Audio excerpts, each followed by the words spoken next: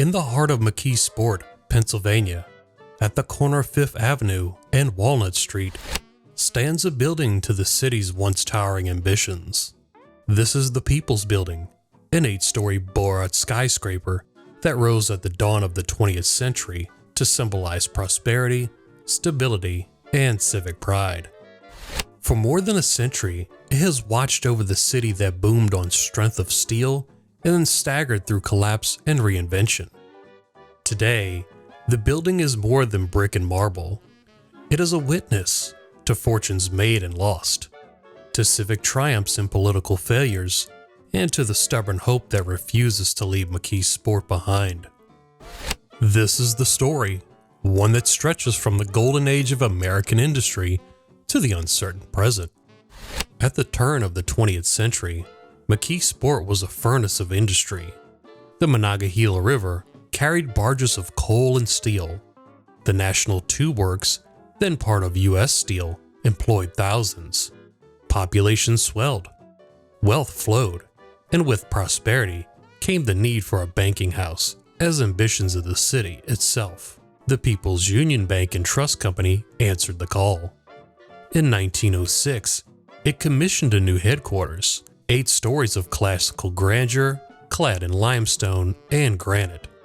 Architects borrowed from the Beaux-Arts tradition, favoring symmetry, grand columns, and a confident cornice that crowned the skyline. When the doors opened in 1907, the People's Building was the tallest and most elegant structure McKeesport had ever seen. Its soaring marble lobby and 21 teller windows were more than mere banking infrastructure. They were an announcement.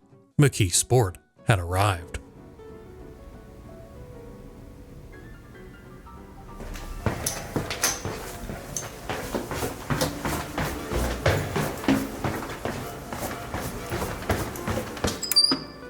The hell?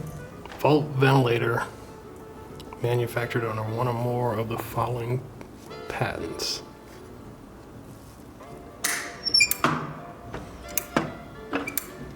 I guess if you get trapped in here, you could use that for ventilation. What? Man, this is some heavy duty stuff. Look at this. Oh my God. I swear these doors right here, if you took them off their hinges, probably weigh about 1,000 pounds each. Maybe more than that. Look at this. That is some heavy duty stuff. Power's still on in this place, it's unreal. Inside, business boomed. Marble floors gleamed beneath gas-lit chandeliers. Clients stepped across brash thresholds to deposit wages earned in the mills. Behind thick glass dividers, tellers counted stacks of currency, while the Great Vault, it's an 18-inch door forged in Germany, guarded fortunes with quiet mechanical certainty. The People's Building wasn't just a bank. It was a stage where the city's economic life unfolded. Steelworkers opened savings accounts for their children. Industrialists secured loans to expand their empires. McKeesport's identity as a modern American city crystallized within these walls. As the 1920s roared, the building's upper floor filled with professionals, attorneys, dentists, doctors, and civic leaders. Here was the nerve center of a bustling river city, where money moved, deals were struck, and reputations were made. Does this work? Oh, it slides. Look at this thing. Oh, it actually slides. Oh, that door's heavy too. But I can't believe after all this time it still slides. Slides pretty good too. What is that for? A voting certificate for what?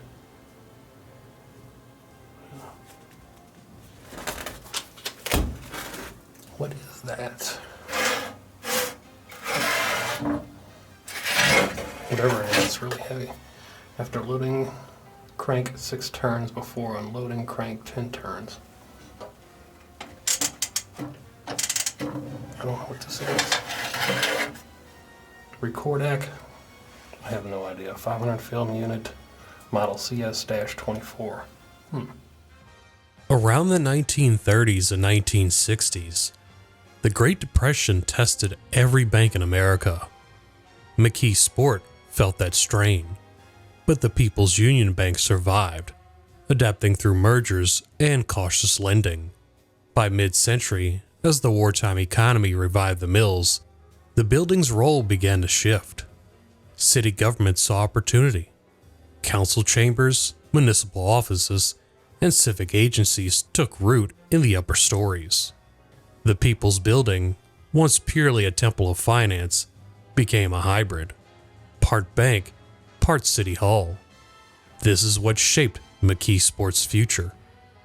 And for decades, it served as a bridge between private wealth and public responsibility. Watch this. Glow in the dark exit sign. Watch this, watch this. Sweet.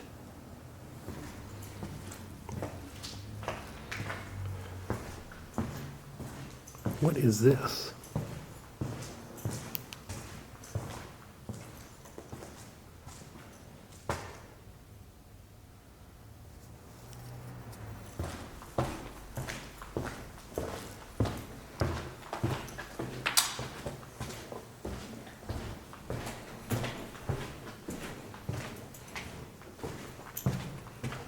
Can't go any further than that. Looks like an old elevator here.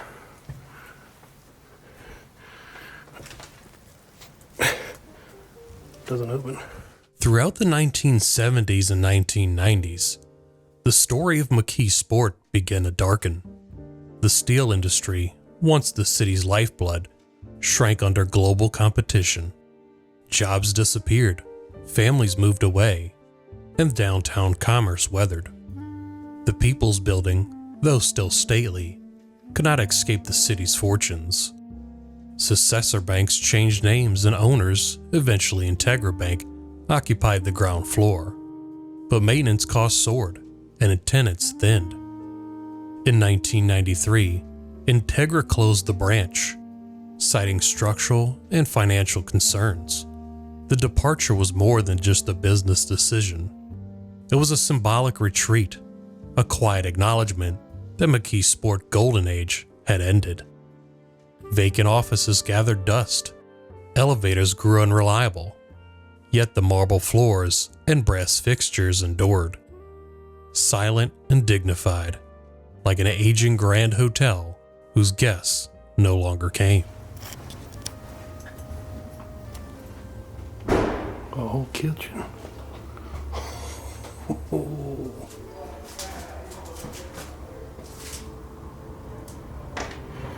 What in the world? Oh, and there's two of them. Oh, I'm about to have me some fun. Letter mail tied in bundles. Let me see. Can't open that. Let me see. Anything in there? Nothing.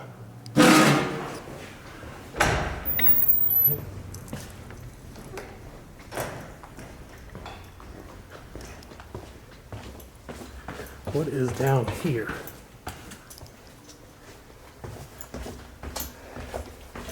What is that thing?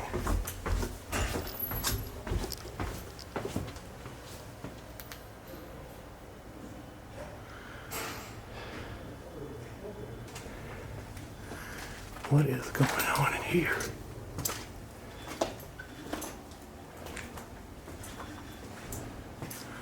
What is all of this stuff that... Now we got power down here. Look at this. Huh. You want to talk about liminal spaces? Check this out. Now that is a liminal space. What is this for? Replace this dryer when all material becomes pink or white. Looks like a filtration machine or something.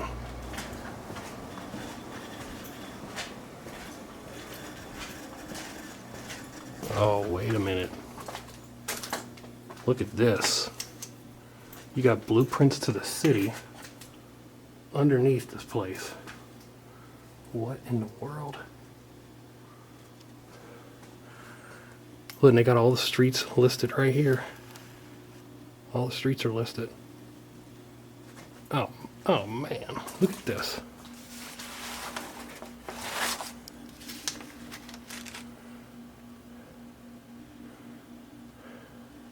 Yeah, that's what this is. All the blueprints to this place. That's insane.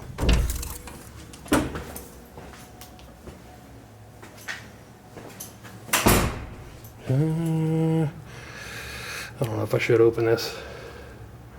We don't have much time. Let's see. Yeah, let's open it. Screw it. Whoa, look at this.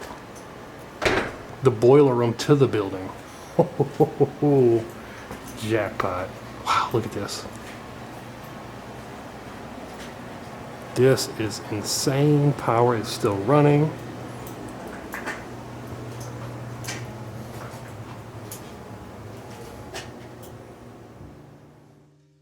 In the 2010s and up until today, this city refused to abandon its landmark.